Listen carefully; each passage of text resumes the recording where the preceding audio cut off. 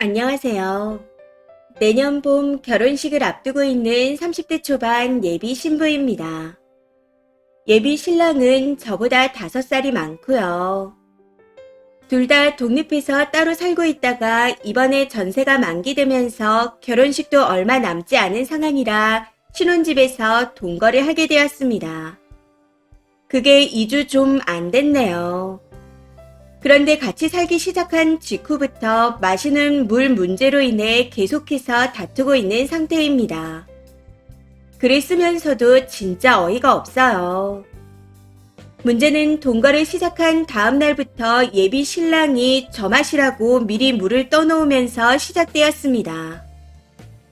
어이가 없는 건 같이 있을 때도 아니고 제가 퇴근하거나 잠깐 외출했다 들어오면 꼭 식탁 위에 물 한 잔이 떡하니 올려져 있다는 거죠. 회사 처음에는 의아한 생각에 오빠 이건 뭐야? 오빠 마시려고 물 떠놓은 거야?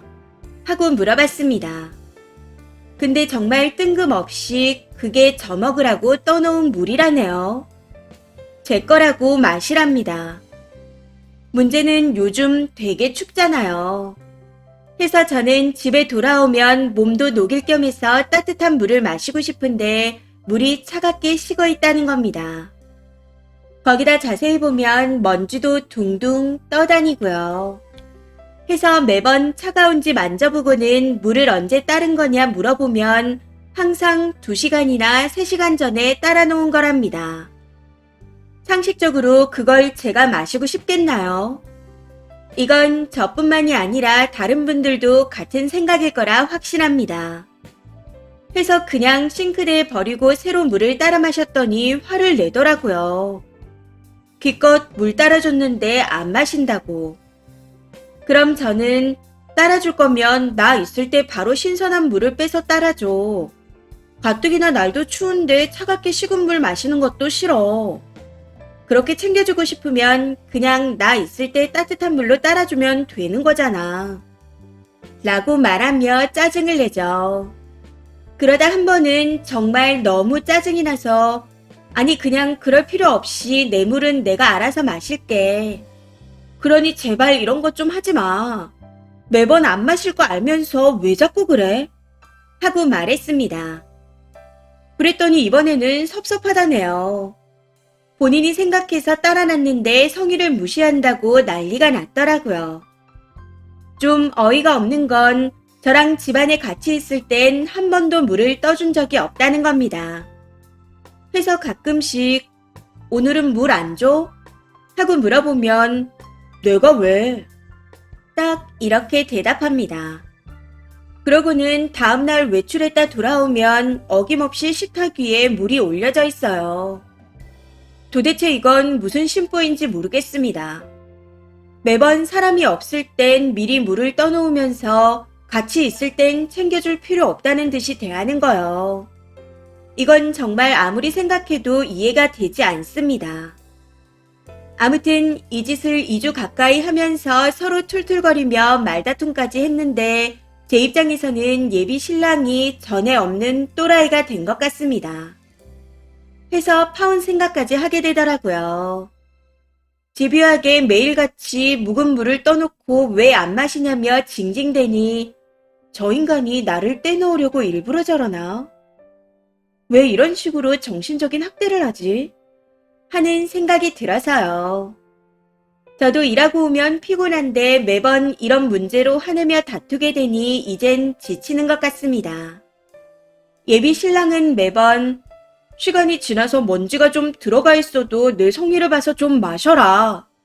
하고 말하며 명령하는데 이제는 계속 저런 식으로 다그치며 화내는 예비 신랑이 일종의 변태같이 느껴질 정도입니다. 너무 짜증나서 그저께는 저도 똑같이 3시간 전에 물을 떠놓고 마시라고 겁내줬더니 유치하게 따라하는 거냐며 비꼬우더라고요.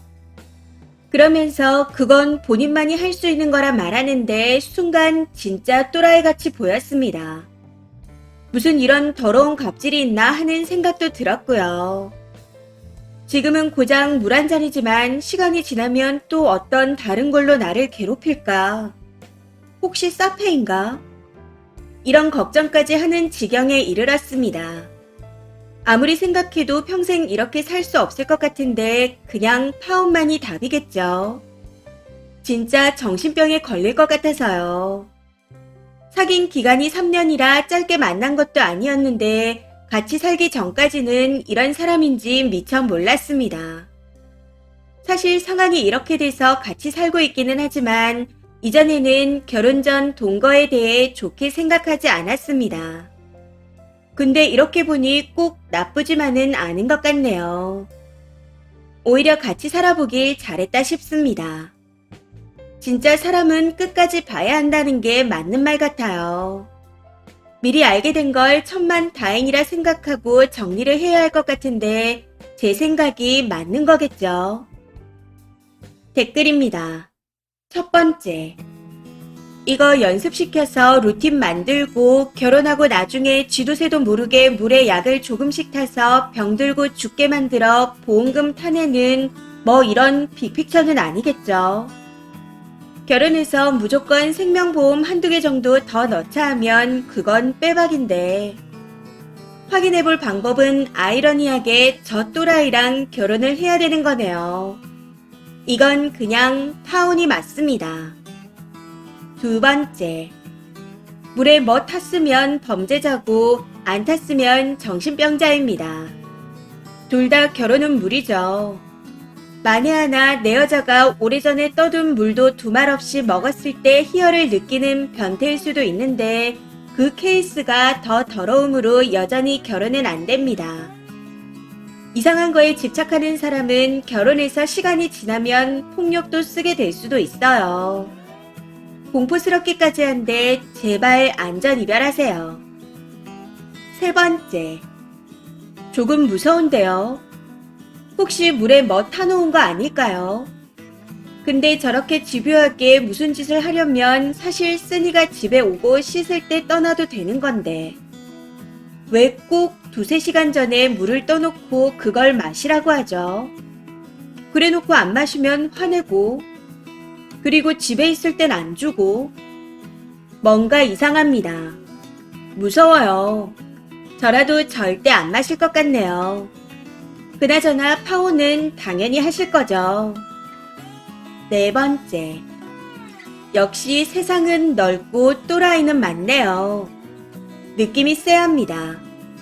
저건 물에 뭔 짓을 했거나 그걸 시키는 대로 마시는 쓰니를 보며 혼자 희열을 느끼거나 여러 가지 경우의 수가 있겠지만 뭐가 됐든 정상은 아닌 것 같습니다. 어쩌면 마지막 탈출 기회이지 싶어요. 저런 똘짓은 듣도 보도 못했습니다. 장난이었다 해도 상대방이 싫다고 했으면 그만해야 하는 게 맞는 거고요. 다섯 번째. 음흉하긴 한데 그나마 덜 떨어진 놈이라 탈출 기회가 빨리 왔네요. 찐 소패들은 훨씬 더 주도 면밀해서 님이 알아챘을 때쯤엔 돌이킬 수 없는 지경까지 왔을 수도 있거든요. 그나마 덜 떨어진 놈이라 가스라이팅도 병신같이 하는 것 같은데 뒤도 보지 말고 파혼하세요. 가능한 안전이별 하시길 바랍니다. 이번 사연은 여기까지입니다. 시청해주셔서 감사합니다.